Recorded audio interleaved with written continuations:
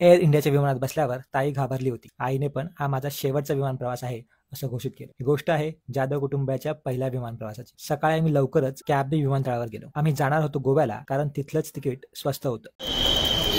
ताई, निधी, साई असं आई सॉरी आम्ही आलो आहे आणि आता बाकी मंडळी येणं बाकी आहे. ती ट्रिप सुरू होते गोव्याची. फर्स्ट टाईम फ्लाय करणारी लोक. गेट नंबर 3 आजच्या इथे बघा आम्ही 3च्या इथे होतो. 3च्या इथे ओके. ती आमची मंडळी आलेली आहेत ऑलरेडी इथे. ओ साई साहेब, साई आलाय अँड सगळे आलेत. ओके. विमानतळावर जाऊन आधी बोर्डिंग पास आणि ओळखपत्र दाखवून एंट्री केली. ही आहे अर्धी टीम. इकडे निधी कुठे? ओके, निधी इकडे. हरवली काय निधी म्हटलं. निधी आणि साईला मुद्दाम मी अशी कामं स्वतःहून करायला लावतो, कारण त्यांना कॉन्फिडन्स यावा, आणि त्यांनी ही कामगिरी अगदी सहज पार पाडली. विमानतळावर गेल्यावर आम्हाला बॅगेज चेकिंग करायचे होते, पण एअर इंडिया एक्सप्रेसचं काउंटर ओपन झालं नव्हतं. सेल्फ चेकिंगचा ऑप्शन होता, पण आम्हाला पहिल्या प्रवासाची आठवण म्हणून हे रंगीत बोर्डिंग पास देखील हवे होते, म्हणून आम्ही तिथेच टाइमपास केला. बॅगेज चेकिंग करतात, म्हणजे इथनं बॅग त्यांच्याकडे बॅग देणार, तर बॅगला ते लोक टॅग लावणार. आपण आपलं जी हे आहे ना एअरलाईन, त्यातून काउंटर जो ओपन झालं. टाइमपास करताना मी निधी आणि साईला विमानतळाची माहिती दिली आणि मग त्यांची परीक्षा देखील घेतली. काय काय शिकलास आज सांग. काय काय केलंस आज? तू एंट्री केलंस स्वतःहून? मग तेव्हा काय काय असतं एंट्रीच्या वेळेला? आधार कार्ड त्या गार्ड्स द्यायला लागतो आणि मोबाईलवरची तिकीट स्कॅन करायला लागते. ओके. तिकीट बोर्डिंग पास होतं. ठीक आहे, बोर्डिंग पास तिकीट म्हणतो. चल चालतं. आणि तू काय शिकलीस आज? बताओ जल्दी. चलो. तिकीटच काढली स्वतःहून काढली नाही सुरू की? म्हणजे आधार कार्ड दिलं त्यांना, ते काचेचं होतं, ते नंतरला स्कॅनर दाखवलं तिथे आणि मग ते ओपन झालं. ओके. आता इथे आल्यानंतर काय शिकलीस? आता ती याच्यामध्ये एअरपोर्टमध्ये आल्यानंतर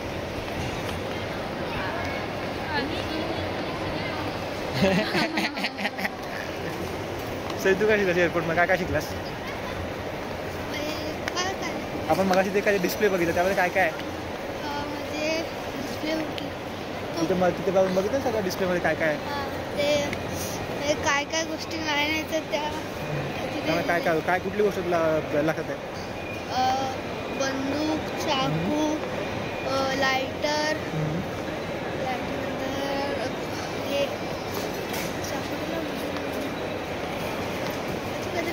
ठीक आहे. काय होतं? बॉल होता. बॉल. दोन प्रकारचे बॉल होते. एक छोटा बॉल, एक मोठा बॉल. म्हणजे टेनिस बॉल आणि फुटबॉल, व्हॉलीबॉल. हे फुटबॉलसाठी सगळं. शाबास, चांगलं शिकलं. काउंटर ओपन झाल्यावर आम्ही बोर्डिंग पास घेऊन सिक्युरिटी चेकला गेलो आणि तिथे थोडी गडबड झालीच. आधी दादाची बॅग त्यांनी बाजूला काढली, कारण त्यात आंबे होते. दादाची बॅग राहिली होती कारण त्यामध्ये आंबे त्याने ठेवले होते. आता आमचं इथून सिक्युरिटी चेक झालाय. पूर्ण फॅमिली इथे आले ऑलरेडी. ओके. सिक्युरिटी घेऊन आता महत्त्वाचं काम झालं आमचं. ओके. हे खाली करू, खाली फोटो काढू. ओके चला, तो हा फोटो खाली काढू. खाली मस्त एक जागा आहे. आणि जेव्हा आम्ही सिक्युरिटी चेक करून बाहेर पडलो तेव्हा लक्षात आलं की आमची एक बॅग तिथेच राहिली. गार्डला थोडी विनंती करून दादा पुन्हा तिथे गेला आणि बॅग घेऊन आला. सिक्युरिटी चेकच्या इथे बॅग राहिली होती त्यामुळे पूर्ण गोंधळ झाला. मिळाले बॅग. आम्ही जाऊन सिक्युरिटी गार्डला थोडी मस्का मारला, मग बॅग मिळाली. माहिती का? मग आम्ही आलो आय लव्ह मुंबईच्या समोर. मुंबई एअरपोर्ट गेल्यावर इथे फोटो काढणं शास्त्र असतं. तिथे भरपूर फोटो काढले. मग पुन्हा निधी आणि साईला बोर्ड बघून गेटवर येण्याच्या कामाला लावलं. पोरं लीड करतात आपल्याला आता गेटकडे. त्यांना शिकवले कसे गेट पाहायचे, कुठे गेट दिसतात, गेट नंबर त्यांना माहिती आहे. लेट्स सी येतात का बरोबर. ओके.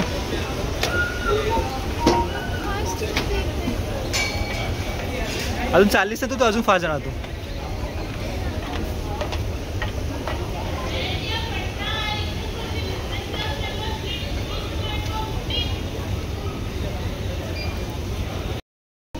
ओके, आई इज स्ट्रगलिंग. हो हो हो हो हो. गेटवर पण बरेच फोटो काढले, कारण हीच एक जागा अशी असते जिथे विमानासोबत फोटो काढता येतात. नंतर नाश्ता करायचा म्हणून मॅकडॉनल्ड्समध्ये गेलो. इथे बर्गरचे रेट बाहेरच्या इतकेच होते असं मला वाटलं. खरं सांगायचं तर बाहेरचे दर देखील मला माहीत नाहीत, पण पोट भरण्यासाठी हाच एक पहिला ऑप्शन दिसला.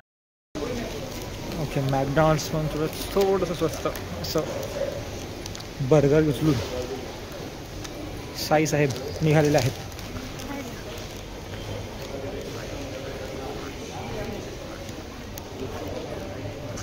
त्यानंतर बोर्डिंग सुरू झालं आणि पुन्हा एकदा बोर्डिंग पास दाखवून विमानाकडे निघालो.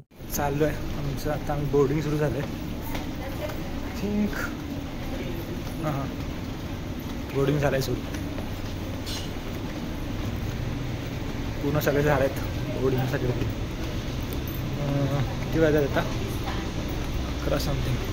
विमानात बसल्यावर सीट बेल्ट कसा लावायचा, एअर होस्टेस 200 रुपयाची मॅगी विकायला आली तर नाही कसं म्हणायचं, याचं ट्रेनिंग आधीच सर्वांना दिलं होतं. मी आणि दादाने अनेकदा विमान प्रवास केला आहे, म्हणून आम्ही विंडो सीट घेतली नाही. आणि आई घाबरेल म्हणून मी तिच्या बाजूला बसलो होतो. याच कारणामुळे ताईच्या बाजूला दादा बसणार होता, पण ताईने मोठे मन दाखवत जोडप्याला एकत्र बसायला सांगितलं. साहजिकच आहे, एअर इंडियाचं विमान असल्यामुळे 1 तास उशिराने आमचा टेक ऑफ झाला.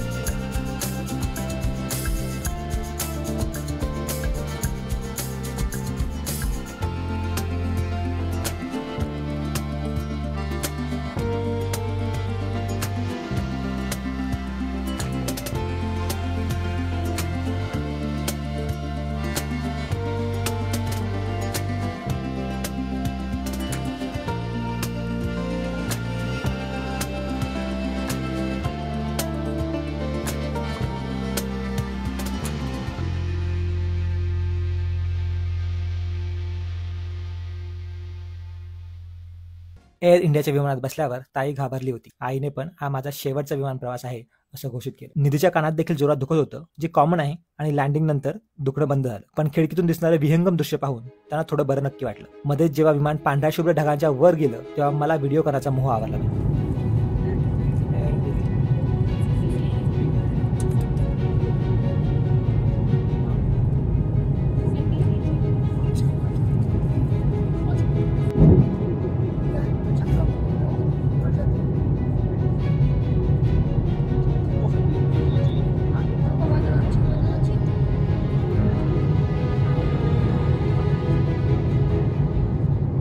मी जवळपास 10 ते 12 वेळा विमान प्रवास केला असेल, पण पहिल्यांदाच लँडिंगच्या वेळी खिडक्या बंद करण्याची सूचना मिळाली. पाऊस असून देखील अगदी अलगद आम्ही गोव्याच्या दाबोलीम विमानतळावर उतरलो.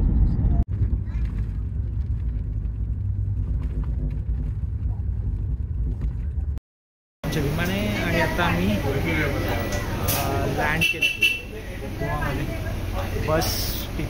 बसमधून आम्हाला टर्मिनल जवळ होते. सगळे मंडळी आलेले आहेत. ताई घाबरली होती खूप. गँग पोचली आहे गोव्याला. Goa is on. यावा बॅगेज क्लेमच्या इथे आला आहे. बॅगा येतात की नाही याची वाट बघतोय.